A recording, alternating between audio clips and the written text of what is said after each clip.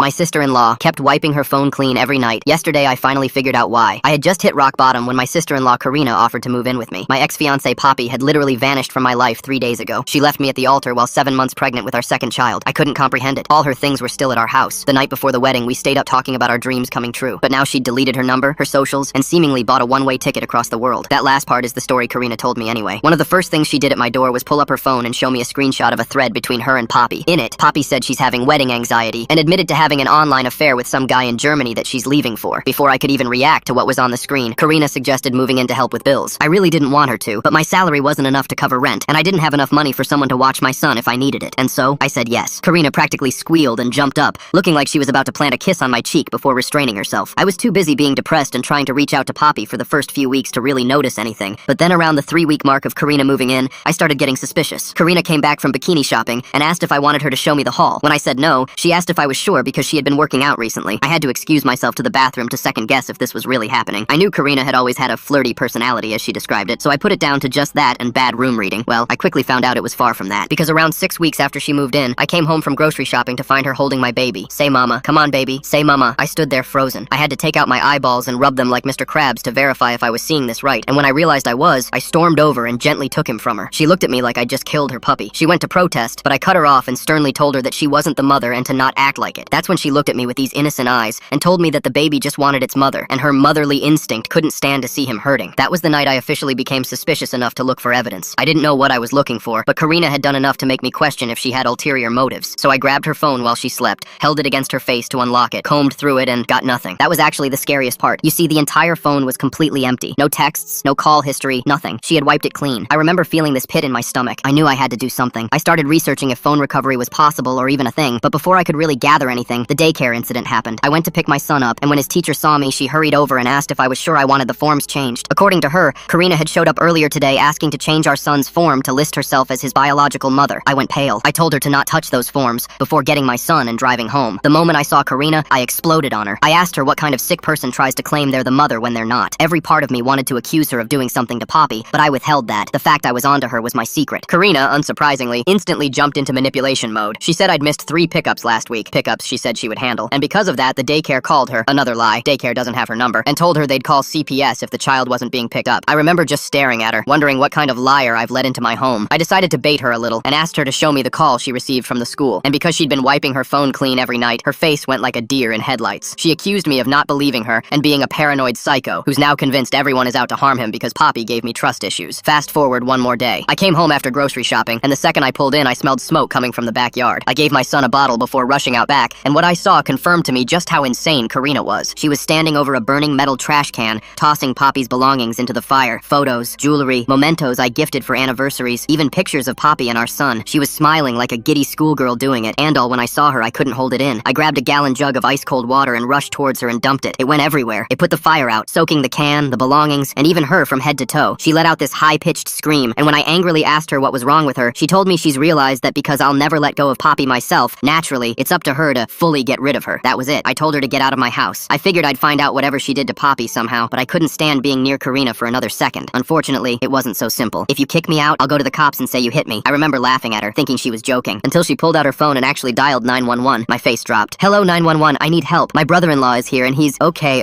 I mouthed, cutting her off. She hung up the phone and looked at me with the biggest smirk on her face. I'm not going anywhere, sweetie. I lunged for Karina's phone, but she'd already dialed 911 again. Help! He's attacking me! She screamed into the receiver before immediately hanging up. My blood ran cold. She knew exactly what she was doing. Police would arrive within minutes now. Tick-tock, Karina smirked, water still dripping from her hair. About 6 minutes until they arrest you for domestic violence. Unless you want to talk about giving me permanent custody. The words hit me like a sledgehammer. This wasn't spontaneous. She'd done this before, or at least planned it meticulously. I grabbed my son from his high chair and rushed for my car keys, but Karina moved faster, blocking the door. Kidnapping too? Even better. She pulled out her phone again. I already texted Marcus you were having a breakdown. My brother, Marcus. Of course she'd thought of everything. Police sirens wailed in the distance, growing louder. That's when it clicked. She must have called them earlier, waiting for the perfect moment to create this scene. I looked at my son in my arms, then at Karina's triumphant face. The sirens were maybe 2 minutes away now. Making the hardest decision of my life, I handed my baby to her and bolted out the back door just as police cruisers pulled into my driveway. From my neighbor's yard, I watched through the fence slats as 2 officers approached Karina. She'd transformed completely. Gone was the smirk, replaced by tears and trembling. She showed them the burned belongings in the trash can, clutching my son while gesturing wildly at the house. Even from here, I could see her performance working. The officer's body language shifted from routine response to protective concern. My phone buzzed frantically. quickly. Marcus. Cops at your house? Karina says you threatened her. Where are you? Then another. She says you've been spiraling since Poppy left. Dude, what's going on? And another. Just stay calm. I'm coming over. I needed my laptop. All my documentation about Karina's behavior was on there. Screenshots I'd managed to take before she wiped her phone. Notes about the daycare incident. But as I circled back toward the house, I saw Karina hand something to one of the officers. My laptop bag. She was telling them something, pointing at it, then at the house. The officer nodded, taking notes. She'd given them my evidence as proof of my obsessive behavior. Of course she had. My phone buzzed. Unknown number. Stop running. Check the attic. She doesn't know about the camera. Someone who knows the truth. My hands shook as I read it twice. The attic. The nanny cam we'd installed when Poppy was pregnant with our first. We'd forgotten about it after moving the nursery downstairs. The police were wrapping up their questioning. One officer stayed with Karina while the other walked the perimeter of the property. I waited until they both returned to their vehicles, watching Karina wave goodbye from the porch, still playing the terrified victim. The moment their taillights disappeared, she pulled out her phone. I could see her scrolling, typing rapidly. Within minutes, a locksmith van pulled up. She was already changing the locks. I had one chance. The garage had an access panel to the attic that Poppy and I had used for storage. While Karina directed the locksmith at the front door, I slipped into the garage through the side entrance we rarely locked. The attic was stifling, full of baby clothes Poppy had carefully folded for our second child. My throat tightened seeing them. Focus. The nanny cam was tucked in the corner, its red light blinking weakly. Battery almost dead. I grabbed it, hands trembling as I connected it to my phone. Please have something, please. The video loaded, fast-forwarding through weeks of footage until, there, the night Poppy disappeared. 3:17 a.m. The grainy footage showed our bedroom door opening, Karina leading Poppy out, Poppy's face tear-stained, shoulders shaking. Karina had her arm around her, mouth moving constantly. I maxed the volume but could only catch fragments. Only way to keep the baby safe from him. The video cut to black, battery dead, but I had it. Proof that Karina had manipulated Poppy into leaving. The download finished just as I heard footsteps below. Karina's voice carried up. Just need to grab something from the garage. I was trapped. The locksmith was still working on the front door. Karina entered directly below me, rummaging through boxes. My phone vibrated. I fumbled to silence it, but too late. Hello? Karina called out. Is someone there? I held my breath, sweat dripping onto the dusty floorboards. She moved more boxes, then stopped directly under the access panel. The ladder was still extended from when I'd climbed up. Interesting, she muttered. Her footsteps retreated. I heard the garage door close, then her voice from outside. He's stalking us. I just caught him in my garage. Call 911. The neighbor's voice responded, concerned and urgent. More sirens in the distance. I scrambled through the attic to the opposite end, where it connected to my neighbor's garage through a gap in the insulation. Poppy and I had discovered it during a renovation project. I squeezed through, dropping into their garage just as police sirens filled the air again. Bursting out of their garage, I ran for my car, but orange boots clamped both rear wheels. A GPS tracker blinked on my windshield. In the 2 hours since the police left, Karina had filed an emergency restraining order. My phone rang. Sarah, Poppy's best friend. Karina just left my house, Sarah said, breathless. She said Poppy's been texting her about you being dangerous. She showed me screenshots. Sarah, those can't be real. They have today's timestamp, pictures of bruises, messages about you threatening her if she didn't marry you. If Poppy was texting, she was alive. Sarah, I need to see those messages. I'm coming over. You can't. Karina said there's a restraining order. She'll call the cops if she sees you near me. Then meet me somewhere. Please. Something's not right about those texts. Sarah hesitated. The park on Elm. 10 minutes. I ran. My car was useless now. An Uber would leave a digital trail. The park was 12 blocks away. By the time I arrived, gasping for breath, Sarah was already there, phone in hand. Look at these, she said, showing me screenshot after screenshot. Poppy, claiming I'd threatened to kill her if she didn't marry me. Describing violent episodes that never happened. Photos of bruises on arms I'd never touched. But something was off. The writing style was wrong. Too formal. Poppy never used semicolons in texts, but these messages were full of them. Sarah, look at this one. I pointed to a message about being afraid to eat. She says she's allergic to strawberries. Poppy loves strawberries. We had them at every anniversary dinner. Sarah's eyes widened. She scrolled back through the messages, really reading them now. Oh my god. She mentions your dog Bruno. You don't have a dog. Karina's making mistakes. She's pretending to be Poppy. Before Sarah could respond, Marcus's car screeched into the parking lot. 2 police cruisers followed. Dude, you need help, Marcus said, approaching slowly like I was a wild animal. Behind him, officers kept their hands near their weapons. Karina showed me your search history. Hiring hitmen? Private investigators? What the hell? Marcus, listen. No, you listen. You're scaring everyone. Karina's trying to help and you're stalking her, breaking into the house. I pulled out my phone, showing him the nanny cam footage. His face went pale watching Karina lead a crying Poppy out of our bedroom at 3 a.m. This is from the night Poppy disappeared, I said. Karina manipulated her into leaving. Marcus stared at the screen, then at me, then back at the screen. The officers moved closer. Sir, we need you to come with us, one said. Marcus, please. You know me. You know I'd never hurt Poppy. My brother's hand shook as he reached for my phone. Let me hold on to this, for safekeeping. The officers cuffed me, but gently. Marcus pocketed my phone with the evidence. As they guided me to the cruiser, I spotted a familiar car at the red light. Poppy's mother's hit-up Honda, but the driver wore a surgical mask and sunglasses, turning away when I looked. At the station, they processed me efficiently. The lawyer they assigned looked exhausted, shuffling papers as she explained my situation. Ms. Karina Rodriguez has filed for emergency custody of your son, she said. The restraining order gives her temporary possession of the house pending investigation. You're not to come within 500 feet of her, the child, or the residence. She's not even related to him. She claims you abandoned the child after threatening her. Combined with the mother's disappearance and your behavior today, she shrugged. Judge signed off on it. You'll get a hearing in 2 weeks. 2 weeks. Karina would have 2 weeks alone with my son, in my house, with no one watching. There's more, the lawyer continued. She's filed a report about you stalking her at a friend's house, breaking into her garage, and she provided evidence of obsessive behavior. Apparently you've been documenting her every move? I laughed bitterly. Of course my evidence became her weapon. However, the lawyer said, your brother posted need bail. You're free to go, but remember, violate that restraining order and you'll be right back here. Marcus waited outside, my phone in his hand. I sent the video to your lawyer, he said quietly, and made copies. Whatever's happening, we'll figure it out. You believe me? I don't know what to believe, but that video, Karina definitely lied about Poppy leaving for Germany, so what else is she lying about? As we walked to his car, my phone buzzed. The unknown number again. Playground, now. She's moving Poppy tonight. H. Marcus's car hadn't even stopped moving when I jumped out at the playground. The swings creaked in the evening wind, shadows stretching across the empty park. A woman emerged from behind the jungle gym, mid-40s, professional blazer despite the late hour. Helena Morrison, she said, extending her hand. I run the women's shelter on Maple Street. My heart hammered. You know where Poppy is? Karina brought her to us 2 months ago. Said you were violent, that Poppy needed protection. Helena's expression hardened. But things aren't adding up. Poppy asked to call her mother yesterday. Karina said it wasn't safe yet. That's when I started questioning everything. 2 months. Poppy had been 10 minutes away this entire time, believing I was dangerous. My legs nearly gave out. She's still pregnant? I managed. Very. Due any day now. Helena glanced around nervously. I can't tell you the exact location, legal and ethical boundaries, but Karina always stops at the CVS on 3rd before visiting. Buys prenatal vitamins, usually around 7 p.m. That's in 20 minutes. I didn't tell you that. Helena turned to leave, then paused. Poppy's been asking questions. The story Karina tells keeps changing. Cracks are showing. She disappeared into the darkness, leaving me standing there with Marcus. My brother grabbed my arm as I started toward 3rd Street. You can't go near Karina. The restraining order. I'm not going near her. Just observing from a distance. Marcus sighed, but drove me anyway. We parked across from the CVS, engine off, watching. At 7:03, Karina's silver sedan pulled up. She emerged, glancing around before entering the store. 5 minutes later, she exited with a small bag. We followed at a distance, 3 cars between us. She drove carefully, signaling every turn, until she pulled up to a converted Victorian house. No signs, just a normal residential property, but I recognized it now, the kind of unmarked shelter that blended into the neighborhood. Karina walked to the front door and knocked in a pattern. 3 quick, 2 slow. The door opened, and she slipped inside. I was out of the car before Marcus could stop me, creeping along the sidewalk opposite the house. Through a second-floor window, I saw movement. A silhouette passed by, pregnant, moving with that distinctive waddle I knew so well, the way Poppy always placed her hand on her lower back. My phone vibrated. Marcus, get back here now! Cops driving by. I retreated to the car just as a patrol vehicle turned the corner. We drove away in silence, but I'd seen enough. Poppy was there, alive, pregnant, hidden. Back at Marcus's apartment, I paced while he made calls. His lawyer friend confirmed what we already knew. Approaching the shelter would violate the restraining order and destroy any legal case. The system that should protect victims was now shielding the perpetrator. There has to be another way, I said. Marcus's phone rang. He answered, his face growing increasingly concerned. They want me at the station. Karina reported the phone stolen, the one with your evidence. But you made copies. Digital copies they can claim are doctored. They want the original. He grabbed his keys. Stay here. Don't do anything stupid. The moment he left, I called Sarah. I need your help. After what happened at the park, the police questioned me for an hour. Poppy's at a women's shelter on Maple. She thinks I'm dangerous because Karina's been feeding her lies. Someone needs to tell her the truth. Sarah was quiet for a long moment. What do you need me to do? Volunteer at the shelter. Say you're escaping an abusive relationship. Get inside. Find Poppy. Show her the truth. That's insane. Please. She's about to give birth thinking I'm a monster. Our son is with a woman who's trying to steal our family. Another pause. Fine. But if I get arrested, I'm blaming you. The next morning, Sarah texted, I'm in. Orientation for new residents at 10. I spent the day at Marcus's, checking my phone obsessively. He'd been released after questioning, but without his phone. The police were investigating the video evidence, which meant Karina had more time to solidify her position. At 2 p.m., Sarah finally texted, found her. Oh God, she looks terrified. They told her you hurt the baby. My hands shook. Karina had convinced Poppy I'd hurt our son. No wonder she'd hidden. Showing her videos of him from yesterday. Sarah's next text read, she's crying, realizes she's been lied to, then nothing for an hour. I was climbing the walls when the phone rang. Unknown number. Hello? Oh God, I'm so sorry. Poppy's voice, broken and sobbing. She said she saw you shake him. Said you'd kill us both if I didn't hide. I'm so sorry. Poppy, where are you? I'll come get you. I can't leave. They won't let me without Karina's permission. She's my advocate. The rules. Her voice cracked. I'm trapped. The line went dead. I stared at the phone, rage building. Karina had imprisoned Poppy using the very system meant to protect her. Sarah burst through Marcus's door an hour later, face flushed. We faked a pregnancy complication. Ambulance is taking her to General Hospital. Karina doesn't know yet. I was already running for the door. Marcus tried to stop me, but I shoved past him. Nothing would keep me from Poppy now. At the hospital, I found her in the maternity ward, Sarah standing guard. The moment Poppy saw me, she broke down completely. The baby's coming, she gasped between contractions. I thought I'd have to do this alone, thinking you hated us. I held her hand as she labored, both of us crying. Between contractions, she told me everything. How Karina had appeared that night, saying she'd witnessed me having a breakdown. How she'd shown Poppy fake evidence, photos of bruises, threatening messages, a video of someone shaking a baby that was too blurry to identify. How she'd driven Poppy to the shelter, promising to keep our son safe while Poppy hid. She visited every day at first, Poppy panted. Showed me pictures of him, said you were getting worse, that police were involved. Then the visits got less frequent. She started making excuses why I couldn't call my mom or friends. A contraction hit, cutting off her words. The nurse checked her progress. Almost time to push. That's when my phone exploded with texts. Marcus, Karina knows Poppy's gone. She's running. Then, she took your son. Her car's gone. I looked at Poppy, deep in labor, then at my phone. My son was with a delusional woman who'd just lost her carefully constructed fantasy, but Poppy was about to deliver our daughter. Go! Poppy gasped. Find him! Sarah's here with me. I kissed her forehead and ran. In the parking lot, I called Marcus. Where is she? Police issued an alert. Her car was spotted heading north on I-95. I drove like a madman, calling everyone. The police, the lawyer, even Helena. Finally, Helena remembered something crucial. She mentioned an aunt with property up north. Said she used to spend summers there as a kid. The police dispatcher came back on the line. Vehicle spotted at a gas station off exit 42. Subject purchased baby supplies and asked about cabin rentals. Exit 42 was 30 miles away. I pushed the speedometer past 90, praying I wouldn't get pulled over. My phone rang. Poppy. "It's a girl," she sobbed. "Perfect and healthy. Please find her brother." The gas station clerk remembered Karina clearly. Pretty woman with a baby. Asked about the Riverside Cabins. Said she needed somewhere quiet for a few days. Riverside Cabins was another 10 miles down a dirt road. I called the police with the location, but they warned me to wait for backup. Like hell I would. The cabin office was closed, but an old man sitting outside pointed to the last cabin. Lady paid cash for a week. Said she needed peace and quiet with her baby. I parked down the road and approached on foot. Through the window, I could see Karina holding my son, rocking him gently. She was talking to him, her voice carrying through the thin walls. "Daddy's not coming back," she cooed. "It's just you and Mama now. We'll be so happy together." My son started crying, that specific hungry cry I knew so well. Karina tried to soothe him, but he only cried harder. She was getting frustrated, her movements less gentle. "Please stop crying," she begged. "Mama's here. You don't need them anymore." But he kept wailing, reaching toward the window where I stood. Somehow, he knew I was there. Police sirens wailed in the distance. Karina's head snapped up, panic flooding her face. She clutched my son tighter, backing away from the window. "No," she whispered. "They can't take you. You're mine now." The sirens grew louder. I saw the moment Karina's delusion fully cracked. Her face crumpled, tears streaming down. She looked at my son, really looked at him, and saw the truth. He wasn't hers. He never had been. The police surrounded the cabin, officers taking positions. A negotiator arrived, trying to establish contact, but I couldn't wait. My son was in there with a woman whose fantasy was collapsing. I stepped into view of the window. Karina saw me, her eyes wild, but my son saw me too. His cries changed to excited babbling, arms reaching desperately toward me. "He knows you," Karina whispered, staring at the baby's reaction. Reality was forcing its way through her delusion. I held up my phone, showing her a video Sarah had sent. Poppy in the hospital bed, holding our newborn daughter. "She needs her son," I called out. "Please, Karina, let him meet his sister." Karina stared at the video, at the baby girl who looked so much like the boy in her arms. Her hands shook as my son continued reaching for me, his cries now clearly calling for Dada.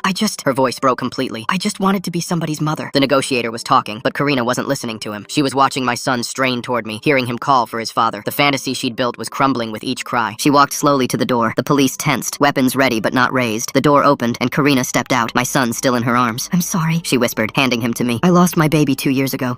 I wanted what you had." The police moved in as I clutched my son, both of us crying. He buried his face in my neck, little hands gripping my shirt like he'd never let go. Karina didn't resist as they cuffed her body limp with defeat. "Is Poppy okay?" she asked as they led her away. "The baby? They're perfect," I said. She nodded, tears still falling. "Good, that's good." I drove to the hospital with my son, breaking every speed limit. Marcus met us in the lobby, immediately taking photos to document that the baby was safe and unharmed, evidence for the legal battles ahead. In the maternity room, Poppy was holding our daughter, Sarah, beside her. The moment she saw our son, she broke down completely. I placed him gently on the bed beside her, and he immediately cuddled against her, one tiny hand reaching to touch his sister. "My babies," Poppy whispered. "Both of them." We stayed like that for hours, our family of 4 together for the first time. Poppy's parents arrived, then mine, everyone crying and apologizing for doubting me. The story came out in pieces, how Karina had orchestrated everything, playing on everyone's fears and assumptions. The prosecutor visited that evening. Karina was being charged with kidnapping, false imprisonment, and fraud, but she was also being evaluated, her lawyer already pushing for psychiatric treatment instead of prison. "She's sick," the prosecutor said. The delusion was complete. She genuinely believed she was protecting the children. I thought about her final moments in the cabin, the way reality had crashed through her fantasy. She was sick, but she'd also stolen months of our lives, traumatized our family, nearly destroyed everything. The next morning brought chaos. Karina's psychiatric evaluation revealed severe delusional disorder triggered by a miscarriage 2 years prior. She'd fixated on our family as a replacement for what she'd lost. The prosecutor explained this while I sat in the hospital cafeteria, exhausted from sleeping in a chair between Poppy and our son's beds. "She's facing kidnapping, false imprisonment, and fraud charges," he said. 20 years minimum, but her lawyer's pushing for psychiatric treatment instead of prison. I watched my son play with a plastic spoon, completely unaware of the trauma he'd endured. He kept looking around for Kina, the only caregiver he'd known for 2 months. It broke my heart every time. Poppy struggled to leave the hospital room. 2 months of psychological manipulation had left deep scars. She'd jump at footsteps in the hallway, convinced Karina would appear and take our daughter. The nurses had to reassure her constantly that security was watching, that no one could enter without permission. We finally went home 3 days later, but home didn't feel safe anymore. Karina had lived there, touched everything, changed things. Poppy couldn't sleep in our bedroom. That's where Karina had woken her that night, convinced her I was dangerous. We set up camp in the living room, all 4 of us together, afraid to separate. The legal proceedings moved quickly. Karina's lawyer pushed for a competency hearing, arguing she couldn't stand trial in her current state. During a video conference with our lawyer, we learned disturbing details. Karina had been planning this for months, maybe longer. She'd researched custody laws, domestic violence procedures, how shelters operated. The delusion was complete, but the execution had been methodical. "We need to decide," our lawyer said. "Do you support psychiatric treatment or push for prison?" Poppy and I looked at each other. This woman had stolen months of our lives, traumatized our family, nearly destroyed us, but she was also clearly ill, driven by grief we couldn't imagine. "Both," Poppy said finally. "Prison with mandatory treatment. She needs help, but she also needs consequences." Our son's adjustment proved heartbreaking. He'd ask for Karina at bedtime, confused why his routine had changed. We showed him photos of us together before everything happened, trying to rebuild memories Karina had overwritten. Some nights he'd wake crying, reaching for someone who wasn't there. The prosecutor called 2 weeks later. Karina had agreed to plead guilty to avoid trial. The judge would decide between prison and psychiatric facility at sentencing. We'd have to appear, give victim impact statements. The thought made Poppy physically ill. Marcus became our rock during this time. He'd taken leave from work, helped helping us navigate the legal system while managing daily life. He'd hold the baby while Poppy showered, play with our son while I handled phone calls with lawyers. Without him, we would have drowned. Sarah stayed close too, visiting daily with groceries and emotional support. She'd been questioned extensively about her role in helping Poppy escape the shelter, but Helena had vouched for her, explaining the circumstances. No charges were filed, though Sarah said she still had nightmares about that day. 3 weeks after the cabin, we attended Karina's sentencing. She looked different, medicated, calmer, the wild desperation gone from her eyes. When she saw us enter the courtroom, she started crying silently. Poppy's victim impact statement was devastating. She described the terror of believing I was dangerous, the isolation of the shelter, the agony of thinking she'd have to raise our children alone. She talked about trust destroyed, safety shattered, the ongoing trauma our son faced. I spoke about watching my son call another woman mama, about being branded dangerous by the very systems meant to protect families, about the twisted irony of Karina using domestic violence resources to perpetrate her own abuse. When Karina spoke, her voice was barely audible. I lost my baby and lost my mind. I'm sorry I tried to steal yours. I know sorry isn't enough. I know I can't undo what I did. Please just take care of them. All of them. The judge sentenced her to 12 years with possibility of transfer to a psychiatric facility after 5, contingent on treatment compliance and behavior. A lifetime restraining order was issued protecting our entire family. Karina would never be allowed to contact us again. Leaving the courthouse, I felt hollow. Justice had been served, but it didn't erase what happened. Our son still asked for Karina. Poppy still couldn't sleep without checking the locks repeatedly. Our daughter, thankfully, would never remember any of this. We decided to move across town. Same jobs, same schools eventually, but a fresh start in a house without memories. The first night in the new place, Poppy finally slept through until morning. Small victories. I adjusted my work schedule to be home more, rebuilding my bond with our son. Those 2 months with Karina had confused him, but children are resilient. Within 3 months, he was calling for Dada again without hesitation, running to me when I came home. Poppy started therapy, working through the trauma of psychological imprisonment. Some days were harder than others. She'd have panic attacks thinking about how easily Karina had convinced her I was dangerous. The therapist explained how skilled manipulators exploit vulnerability, how Poppy's postpartum hormones and wedding stress had made her susceptible. Our families rallied around us. My parents, who'd initially believed Karina's lies, now helped with childcare and household tasks. Poppy's mother, who I'd spotted in that Honda during my arrest, admitted she'd been driving by trying to understand what was happening, too afraid to get involved directly. 6 months passed. Our son started preschool, his teachers unaware of our family's ordeal. He was just another happy kid learning to share and count. Our daughter grew chubby and content, smiling at everyone. Slowly, we found rhythms that felt normal. A letter arrived from Karina's treatment team. She was responding well to medication and therapy, accepting responsibility for her actions. They wanted us to know she was making progress, though they understood if we didn't want updates. We chose to receive them, not for her sake, but to know she was getting help. Poppy returned to work part-time, finding purpose beyond the trauma. I watched our children while she was gone, grateful for every mundane moment. Diaper changes, feeding times, tantrums over toys. These ordinary challenges felt like gifts after nearly losing everything. One evening while making dinner, our son asked about the sad lady. That's how he'd started referring to Karina as memories faded. We kept our explanation simple. She was sick and confused, but doctors were helping her get better. He seemed satisfied, more interested in his dinosaur nuggets than complex adult problems. The 1-year anniversary of Poppy's disappearance approached. We marked it quietly, just the 4 of us at a park. Poppy pushed our son on the swings while I held our daughter. No one watching would guess what we'd survived. We looked like any other family enjoying a sunny afternoon. That night, after the kids were asleep, Poppy and I sat on our new porch. We didn't talk about Karina or the trial or the months of trauma. We discussed normal things, our son's upcoming birthday party, whether our daughter was teething, plans for a family vacation. The conversation felt revolutionary in its ordinariness. 2 years later, Poppy was pregnant again. This time, we had security cameras, strict pickup protocols at daycare, and a trusted circle who knew our history. We'd learned to be protective without being paranoid, cautious without letting fear rule our lives. News came that Karina had been transferred to a psychiatric facility, her progress in treatment remarkable. Her lawyer sent a letter she'd written, not to us, but about us. She'd shared our story in group therapy, warning other patients about how untreated mental illness could destroy lives. She understood why contact was forbidden, but wanted us to know she used our pain to help others avoid similar paths. We chose not to respond, but felt a strange relief. She was getting better, taking responsibility, using her experience constructively. It didn't undo the damage, but it meant something. Our third child, another son, was born without drama. Poppy's labor was calm. I was present for every moment, and our older children met their brother surrounded by family who'd learned to treasure such moments. The normalcy felt miraculous. 5 years after that terrible night, we took our first real vacation, a week at the beach. Our children built sandcastles and chased waves, blissfully unaware of how hard their parents had fought for these simple moments. Poppy and I watched them play, hands intertwined, scars healed but not forgotten. This simple domestic scene once seemed impossible. Now it's just Tuesday afternoon.